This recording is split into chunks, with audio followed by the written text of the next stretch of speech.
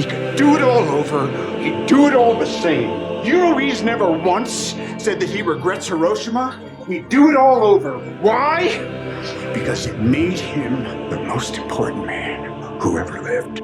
¿Cómo es que Christopher Nolan consigue que su secuencia entera de la prueba nuclear sea una experiencia asfixiante y llena de tensión, cuando su resultado histórico lo sabemos de sobra? ¿Y por qué esa misma descripción aplica también a toda la primera mitad de Oppenheimer, tratada, montada y contada con una emoción por llegar a un evento dentro de la propia trama, la detonación de la bomba, como si fuera un plan de Misión Imposible o de la propia Tenet? ¿Y cómo logra que esa morbosidad por el espectáculo en su forma de contarse, al final de su película, sí termine siendo un reclamo y reflexión sobre la creación de la era nuclear en la humanidad y una crítica a la frialdad bélica de haber arrojado esas bombas? Pues todo eso lo veremos hoy. Nos adentraremos a las venas de su montaje, de sus referencias de género para que Oppenheimer consiga ser emocionante, mantener el estilo de su director, aparentemente opuesto al tipo de cine que es el biográfico, y no perder con ello su reclamo antibélico. Adentrémonos en Oppenheimer. El montaje de Oppenheimer es tanto virtuoso como atrabancado a veces, determinado completamente por el estilo y ritmos característicos anteriores de Nolan, acelerados, sin respiraciones ni descansos, constantemente estimulando al espectador con información o acción y un hilo secuencial alargado entre escenas bajo un mismo tema o conflicto. Estilo que por momentos en su anterior filmografía y en ocasiones en esta misma película puede sentirse muy condicionante e impuesto al espectador, pero es virtuoso en el sentido de que hay muchas secuencias que se benefician de este tipo de montaje escalonado, continuo, que engancha escena tras escena en lo que terminan siendo unidades de hasta varios minutos que unen espacios, temas y tiempos en un solo hilo persecutorio. La creación de la bomba y la carrera contra el tiempo que significa, o arcos semi-independientes en medio del todo como aquel de la filtración de los Álamos y sus consecuencias en dos tiempos diferentes, logrando un efecto trepidante de crónica. Forma muy amena de formular una película biográfica y un tipo de montaje que referencia a otros géneros cinematográficos. El cine de espías o el cine de asaltos. La bomba es un gran golpe planeado por Estados Unidos y la forma en que Nolan presenta el reclutamiento, adiestramiento, desarrollo, construcción de los Álamos, construcción de la bomba, conflictos, giros, etc. es completamente bajo la influencia del montaje y estilo del cine de asaltos y golpes, tal como lo vimos en el anterior trabajo del director, Tenet, o en Inception. Es cierto que también es atrabancado el estilo de Nolan de cortar, pues incluso escenas de diálogo donde no ocurre otra cosa que el mero encuentro entre dos personajes llegan a estar cortadas con un ritmo tan asfixiante como aquellas escenas donde el montaje activamente sugestiona tensiones. Y no hablo de escenas como esta, donde hay un evidente conflicto y fuerzas chocando en los intercambios de información, hay una tensión correctamente traducida en el montaje con las miradas y las complicidades de la mesa. Cada golpe de efecto en el guión que cambia la balanza de esa mesa se traduce a un corte acorde, que a su vez da pie a reintroducirnos al pasado y hacer efectivo cada golpe de información entregado por los personajes en escena, hilando espacio, tiempo y tema. No, hablo más bien de escenas menos trascendentales y que tienen una función más informativa o expositiva, hasta de planteamiento, como esta. Y es que también mucha de la prisa que caracteriza a Nolan y se encuentra en Oppenheimer no viene solamente de cómo corta las películas, es decir, como resultado final sí, pero esa prisa viene desde el guión, desde el ritmo narrativo que caracteriza a Nolan, donde le exige a sus historias casi no tener respiraciones y ser enteramente prácticas.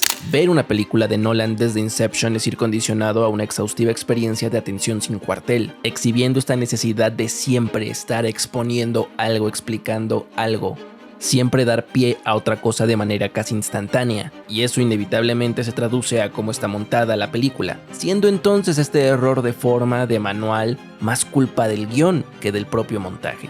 Sin embargo, sus virtudes de montaje son más grandes que sus errores de manual, pues aún teniendo estos defectos de sobreritmo, es una constante en el cine de Nolan el hecho de que cautiva a las audiencias con esa forma de cortar y estructurar las películas, trepidante, estimulante, casi como si fueran melodías.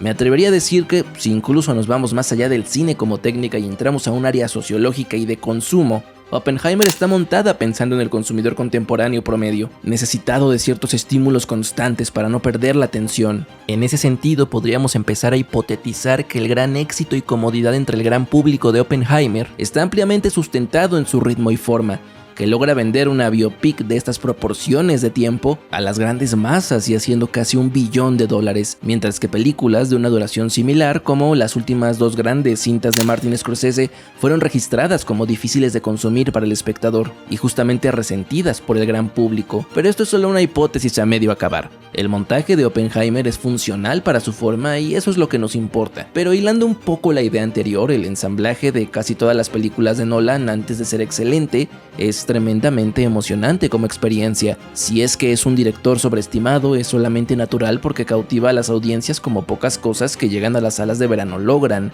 Y salvo Tenet, en todas sus anteriores películas, la experiencia es completamente legible. Algo hace bien, eso es indiscutible, y me inclino a que, ante todo, es su ensamblaje, al cual siempre el espectador se termina rindiendo. Oppenheimer tiene 2 grandes referencias narrativas y estilísticas. 2 géneros cinematográficos la representan. El primero, que marca su estructura espacio-temporal con esos cortes entre el presente y el pasado, entre una perspectiva acusatoria y una defensa, es el género de drama legal. Todo ronda entre alegatos y acusaciones que van tomando sentido conforme conocemos el pasado del protagonista y en el que un conflicto final se construye. ¿Por qué cayó su figura de héroe nacional? ¿Es o no culpable de sus acusaciones de ser comunista? Y es la trama que funciona como canal de comunicación para la idea punitiva del personaje y la película, el castigo irónico que le quita la pose heroica y le revela una verdad más humilde, atinadamente, pues desde ahí reclama Nolan los cinismos políticos, la desfachatez de los Estados Unidos, la deshumanización del ataque a Hiroshima. Es una crítica desde la culpa de su protagonista al sistema que ayudó a ganar la hegemonía armamentista. Esta referencia de género en la narrativa, que es la legal, carga los temas y premisas de Oppenheimer, y la otra referencia es la que carga la emocionalidad de la crónica, la del género de golpes o atracos. Oppenheimer monta la crónica de personajes, eventos, puntos clave, como si fuera un gran evento hacia una cresta espectacular. Presenta a los científicos importantes como si fueran cameos de un cine popular con actores populares, y la escena propia de la prueba de detonación es la culminación de la referencia al género, pues emplea todos sus métodos para provocar tensión. ¿Cuáles son los principios de un buen robo en una película?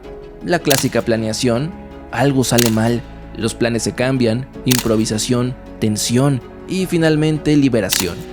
Es un recurso común no solo en este género, sino en todas las películas que empleen la explicación de un plan. Cada vez que hacen eso, ese plan va a salir mal y es una forma de plantear expectativa y tensión desde antes para sorprender con el giro de a partir de aquí no sabes qué puede pasar. Justamente eso es lo que hace Nolan para ejecutar su secuencia más importante, disparar la tensión mediante la improvisación. El conflicto de lo imprevisto te plantea que la meticulosidad es imperativa para la prueba y el día de la prueba lo llena de fuerzas constantes de imprevisibilidad que suman a la tensión. Lluvia, tormentas de arena, viento, poca comunicación, separa a los personajes, les retrasa la prueba, agrega la premura del tiempo para realizar la prueba, una serie de elementos narrativos que trabajan para la ansiedad del espectador y convierten una anécdota sencilla e histórica en una montaña rusa de emociones desde la forma. Ya lo mencionamos con Bayona.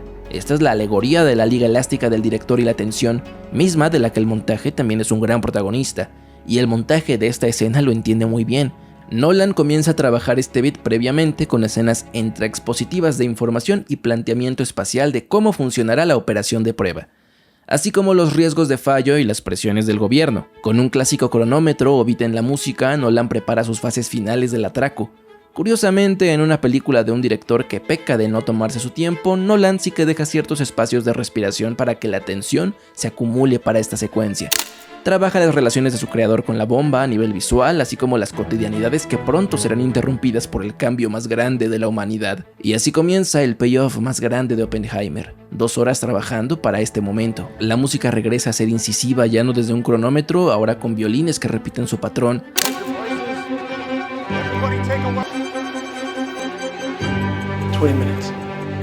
La escena final se reduce a 3 espacios para enfatizar el tamaño de la bomba, la sala de detonación y 2 radios de distancia más.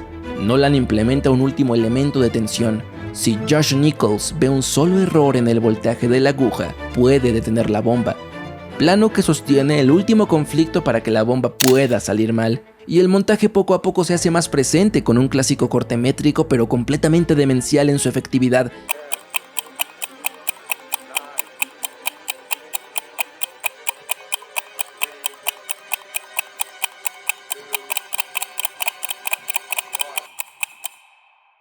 Es el silencio el que domina la liberación. el momento en que la humanidad cambió para siempre, descubriendo la capacidad de destruirse a sí misma. Es la exhalación del humano ante el fuego que este Prometeo descubrió. Una gran culminación ante lo que esperas, un último suspiro de la tensión. Contraria a la abrumadora pared de sonido, el poder de una sala en silencio puede ser tan poderoso, hasta que llega el boom.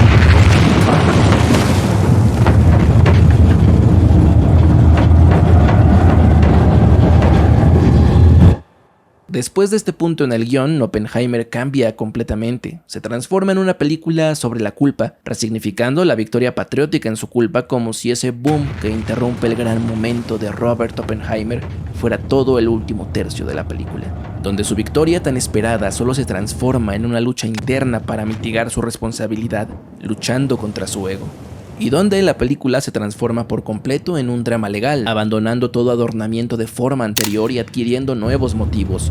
Y es justo el sonido, como el de la bomba, el que se vuelve el motivo más importante para la psique de Robert Oppenheimer. El vitoreo que se consigue como victoria de la primera mitad de la película es el motivo sonoro que se pervierte en un zumbido incesante que atormenta a Oppenheimer. Pues si no puede escuchar los gritos de agonía que causó, sí puede escuchar los de victoria que celebraron Hiroshima. Y el montaje regresa a protagonizar en el lado íntimo la conciencia de Robert, a superponerse con la realidad, y en el lado estructural a revelar las causas de su juicio viajando al pasado con las motivaciones de Strauss, usando este último acto para darle un significado nuevo a ciertos planteamientos durante la película, como el juicio y su verdadero origen desde el ego dañado de Strauss, o relaciones semióticas a planos como las gotas y las explosiones nucleares, haciéndola el segundo payoff más grande de la película después de la gran escena de la bomba, el punto de donde arranca la película y todas sus tramas, un eje común de la historia, un icono establecido dentro de la propia película, la conversación con Einstein. El punto en el que Oppenheimer se da cuenta que le dio al mundo la habilidad de extinguirse a sí mismo por primera vez en la historia humana. Escena que remata en subtexto el tema que persigue a Oppenheimer y su antagonista desde el subconsciente, el ego. Robert hace la bomba desde la presuntuosidad de ser la mente más brillante de su generación sin mirar o importarle la ética del logro. Siendo condescendiente con el mismo Einstein, Strauss lo persigue por una insuficiencia personal entre la comunidad científica. Y es por fin en esa escena, el icono repetido y persecutorio para los personajes de la película, donde Oppenheimer se ve en la misma postura de abandono de Einstein, que revela ante el espectador su culpa constante de manera honesta por fin, desechando todo falso argumento a su persona que tanto protegió en su juicio y viendo su verdad a los ojos. Que si bien es un logro desde la propuesta y cimentación del guión, también lo es del montaje y el sonido por la reinserción de motivos visuales y sonoros para representar la culpa de Robert en un postulado final pesimista y aterrador.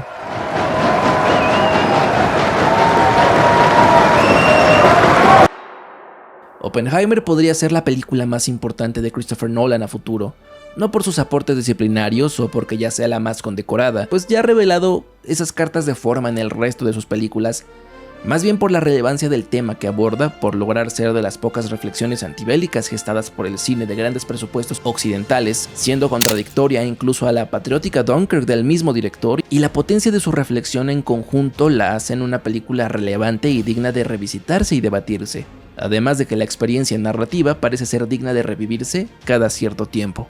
Espero que les haya gustado el video, si fue así no olviden dejar un like y compartirlo con sus amigos para que más gente entienda la grandilocuencia de Oppenheimer y la forma en que se cuenta. Y también para que más gente conozca este canal. Suscríbete si no lo has hecho para ver más videos así de deliciosos. Hacemos análisis de películas, escenas, episodios, videojuegos, series. Deja aquí abajo qué siguiente película te gustaría que analizáramos. Y bueno, esto fue Filmsplay y yo soy André. Espero vernos pronto en un nuevo video.